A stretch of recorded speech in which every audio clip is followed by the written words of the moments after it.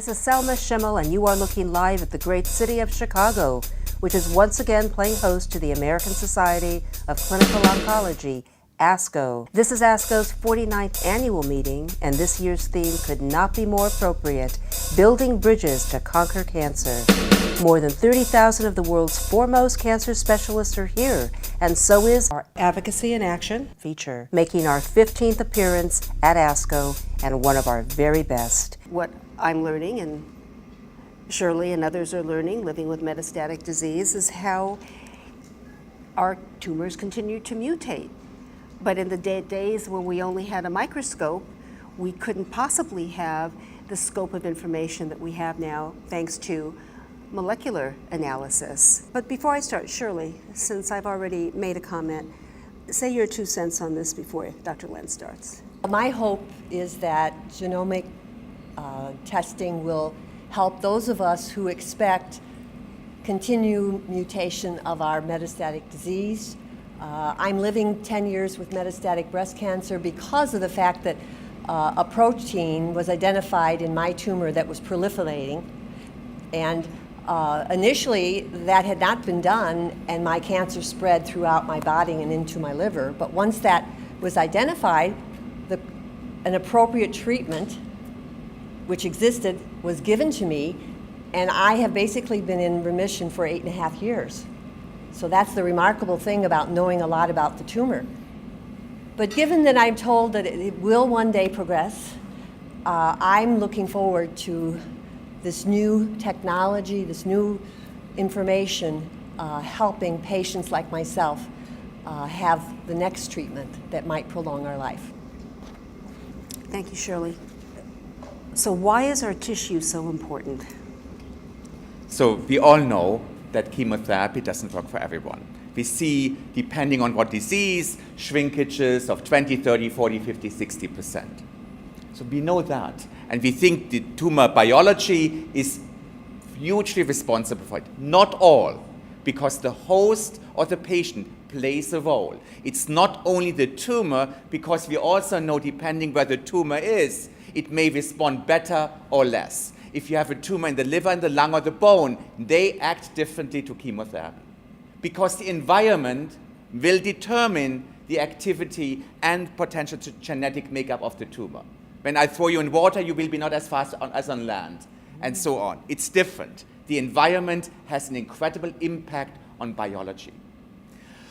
But what we have learned, and we are living a molecular revolution as we speak, is hearing the experiment that we test the tumor and we see the mutation, and we think we are done.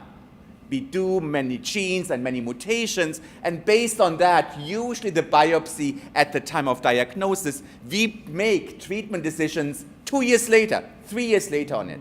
And I think that is completely wrong. Why do I say that? Because now we have more and more data. Treatment and biology changes the makeup of the tumor. When you have a tumor which shrinks and the cells survive, are not the same cells who die. So you would assume the tumor biology changes, and it changes dramatically. Now, why does it change? Now, if all the cells in the tumor would be the same, we wouldn't have this discussion, because they would go away.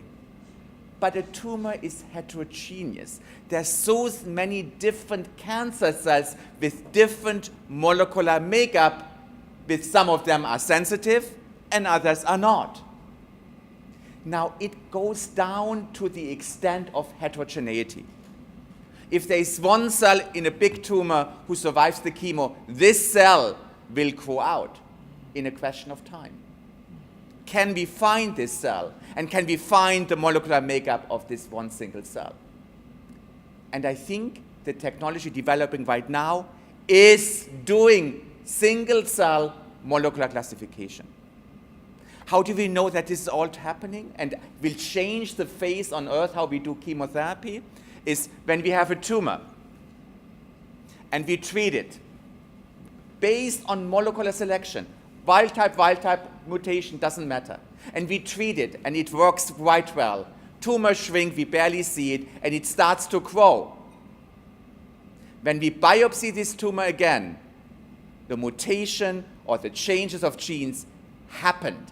It's a different tumor because cells who survive this treatment are not anymore the same as the bulk of many different cancer cells. And we now know, not only from the biopsy, that we can detect DNA shedded from the tumor into the bloodstream. The new buzzword is liquid biopsy.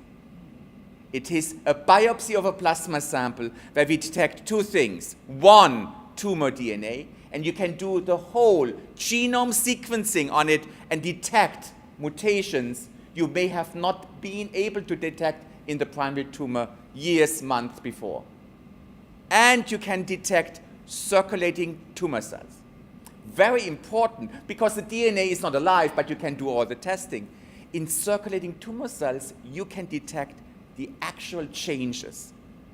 This will be a completely new window of opportunity to see what's going on under treatment. What is extremely exciting is that the changes and detectable DNA and circulating tumor cells makeup changes happen before we can even see the clinical progression, which makes sense. You know, one cell goes out a little, but we know in 2 or 3 months it will happen. Before it happens, we can see it on a genetic level. Raising completely new avenues and clinical trial designs. When should we switch treatment? When should we combine it with what in order to attack the escape mechanisms some of these tumors have? So I think our understanding of a biopsy and running it is completely changing. The tumor is very dynamic, and it responds not only to treatment, it responds to microenvironment. We always think the cancer is all bad and eating. They actually live in a hostile environment. It's not easy for them to survive. It takes a lot of skills, but these skills are difficult. And these skills need to be attacked by our treatments. But the heterogeneity of the tumor from one breast cancer to another breast cancer is huge. It's not the same. There are 8 or 9 major mutations, but these 8 are not the same. So it's 8 times 8 for the composition. So just to do it in the beginning will not work. It will not work. It's the dynamic of it and the subclones going out.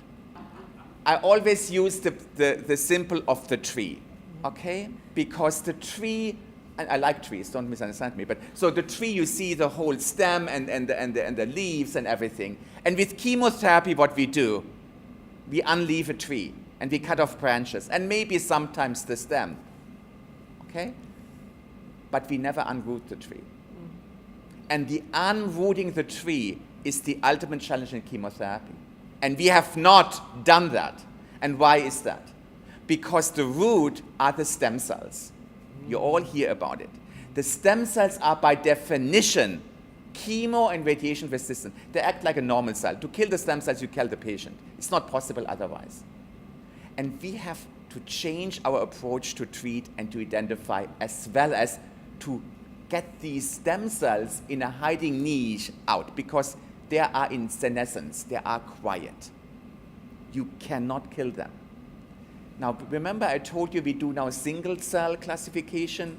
That is the whole purpose, to find the stem cells and look at the molecular makeup of the stem cells, because these few cells in the tumor predict outcome. So how can we treat stem cells? We cannot kill them. What can we do? We can differentiate them out. What it means, we give them a substance that they show their real face. And then we kill them with the chemo. It's shown. This is well shown in leukemia. In certain leukemias, you can give retinoic acid and you cure this patient with leukemia. They all died before. It's purely differentiation out of the stem cells. So there are now a couple of compounds being developed to exactly do that. It's not an accident. When you look at any chemotherapy, first time, great response. When we switch, drops dramatically. And in third line, almost nothing. It's not the tumor gets more resistant. I think that was the wrong understanding.